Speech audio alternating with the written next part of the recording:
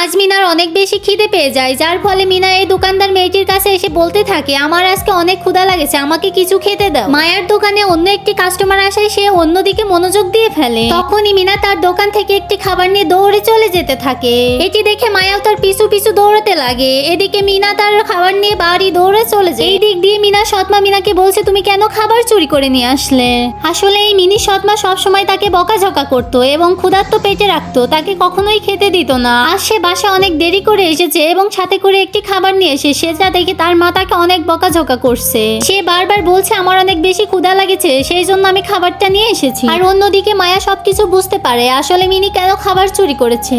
আসলে মায়ারও এই পৃথিবীতে কেউ ছিল না, সে শুধু ওই দোকানটা দিয়ে তার সব খরচ চালায়। তাদের বাসায় হঠাৎ মায়া চলে আসে, যেটি দেখে মিনি অনেক ভয় পেয়ে যায়। এসে বলে, আপনাদের বাচ্চা অনেক ভালো, তাই আমার মাথার ক্লিপটা ওকে আমি দিতে চাই, ও আজকে আমাকে অনেক বেশি সাহায্য করছে, তাই তার বাড়ি ফিরতে একটু দেরি হয়েছে। মায়া তার ক্লিপটি দেওয়ার সময় মিনার হাতে অনেকগুলো টাকা দিয়ে ওইখান থেকে চলে আসে। মিনা অবাক হয়ে পিছু পিছু চলে আসে এবং বলে, আমার অনেক ক্ষুধা ছিল, সেই জন্য তোমার খাবার আমি চুরি করেছি। মায়া বলে, তুমি কোনো চিন্তা করো না, কাল থেকে তুমি আমার বেকারিতে কাজ করতে আসবা। এটি শুনে মিনা তো অনেক খুশি হয়ে যায়। মিনা স্কুল শেষ করে বেকারিতে চলে যায়। এটি দেখে মায়া তো অনেক খুশি হয়ে যায় এবং মিনার ব্যাগটি নিয়ে বলে, তোমার যেই কাজ ইচ্ছা সেই কাজ তুমি করতে পারো। এইভাবে মিনা অনেক দিন ধরে বেকারিতে কাজ করতে থাকে আর মায়াও তাকে মেয়ের মতো অনেক বেশি ভালোবাসে। মায়া ভালোবেসে মিনির জন্য সুন্দর একটি পুতুল তৈরি করতে থাকে। মায়া একদিন যখন মিনিকে খাবার খাওয়াচ্ছিল তখন হঠাৎ দেখে মিনির হাত লাল হয়ে আছে। তখন তার আর বুঝতে বাকি থাকলো না মিনির সৎমা মিনিকে প্রতিদিন মারে। এই বিষয় নিয়ে মায়া অনেক চিন্তিত ছিল আর মায়া মনে মনে প্রচন্ড কষ্ট পাচ্ছিল। তখনই মিনির কষ্ট ভোলানোর জন্য মায়া অনেকগুলো খেলনা নিয়ে এসে মিনিকে দিয়ে দিয়ে এবং মিনি অনেক বেশি খুশি হয়ে যায়। তখন মায়া মিনিকে প্রশ্ন করে, তুমি কি পড়ে গিয়ে অনেক বেশি ব্যথা পেয়েছো?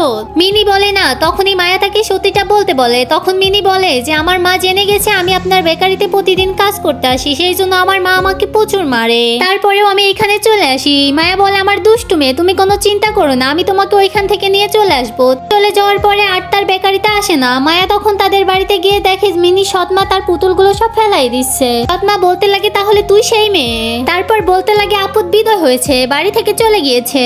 এটি শুনে মায়া অনেক বেশি ভয় পেয়ে যায় এবং তার বেকারিতে ফিরে এসে তার ছোট্ট ডায়েরিটি দেখতে থাকে। ডায়েরিতে মিনি লিখে গিয়েছে আসলে সে বাড়ি থেকে কেন চলে গিয়েছে।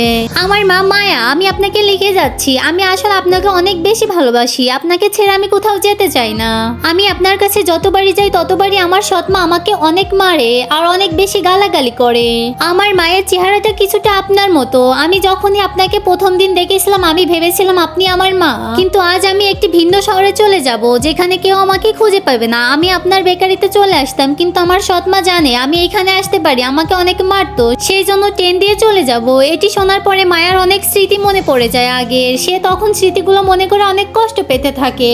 তখন সে চিন্তা করে মিনির সাথে যেভাবে হোক একবার সে দেখা করবে। তাই সে দৌড়াতে দৌড়াতে একটা সুন্দর কেক নিয়ে মিনির কাছে চলে যায়। প্রচন্ড দৌড়ে সে স্টেশনে চলে আসে এবং চারিদিকে সে মিনিকে খুঁজতে লাগে। মায়া তাকে খুঁজতে খুঁজতে অনেক বেশি ক্লান্ত হয়ে পড়ে। তখনই আচমকা মায়ার পিছন থেকে কেউ এসে তার কাপড় ধরে টানে। তখনই মায়া তার পিছনে ঘুরে দেখে সেটা আর কেউ নাই, সেটি হচ্ছে মিনি। মায়া মিনিকে দেখার সাথে সাথে তাকে জড়িয়ে ধরে এবং বলতে লাগে, জানো তোমার জন্য আমার কত টেনশন হচ্ছিল। মায়া তাকে বলে, জানো আজকে আমি তোমার পছন্দের খাবার নিয়ে এসেছি। মিনি তার মায়ের এই অবস্থা দেখে কিছু বলতে পারছিল না। তখনই তার মা তাকে বলে, এই খাবারটা তুমি খেয়ে নিও, অনেক মজা হয়েছে। মায়া শেষবারের মতো মিনিকে দেখে নাই। মায়ার মনে হচ্ছিল মিনি জানি তার সাথেই থেকে যায়। তখন মিনি তার মাকে কষ্টদায়ক অনেক বড় একটা বিদায় জানিয়ে সেখান থেকে চলে যায়। মায়া তার যাওয়ার পিছু পিছু তাকিয়ে থাকে এবং মিনিও পিছু বারবার তাকে। হঠাৎ করে এসে মিনি তার মাকে জড়িয়ে ধরে। তারপর মিনি আর মায়া একটু অন্য শহরে চলে আসে। তারপর একটা সুন্দর বেকারি খুলে তারা সুন্দরভাবে জীবন যাপন করে। এই গল্পটি যদি তোমাদের একটু ভালো লেগে থাকে তাহলে প্লিজ লাইক করে যাবে।